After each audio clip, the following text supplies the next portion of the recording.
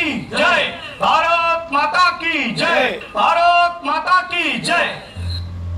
आज काय कारभारीने जेवाय दिलं नाही वाटतं? तुमचा आवाज साऱ्या आसमंतात गुंजला पाहिजे। तुमच्या या सवयीचा लाल गोरी माकडं फायदा घेतात।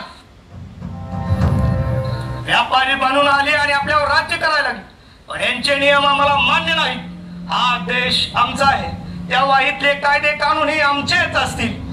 पर कधी कळल आपलं अख्खं घरदार शिकलं पाहिजे, बायका शिकल्या पाहिजेत। आपल्या समाजातील सगळ्यात वाईट प्रथा हुंडा पूर्ण बंद झाला पाहिजे।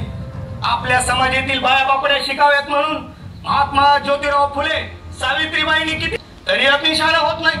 अंधश्रद्धेपासून लांब एका गोष्टीची कमाल आहे, आपल्या समाजातील बाया बापड्यांच्या अंगात देवी येते।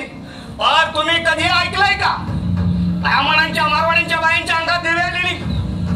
तेव्हा तुम्हाला माझं एक सांगणं आहे, आपल्या घरातील पुरीवाळा शिकवा।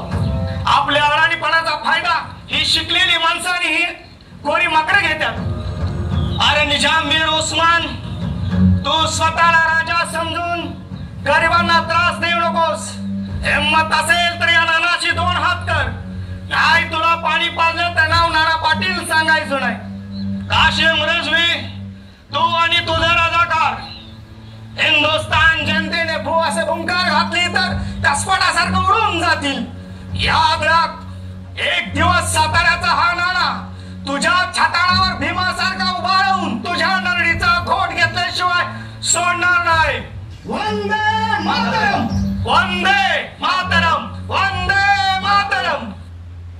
क्रांतिसिंह नाना पाटील यांच्या भेटीनंतर सयाजीराव यांनी स्वतंत्र लढ्यात उतरण्याचा निर्णय घेतला। गावासाठी ते चांगलं आहे।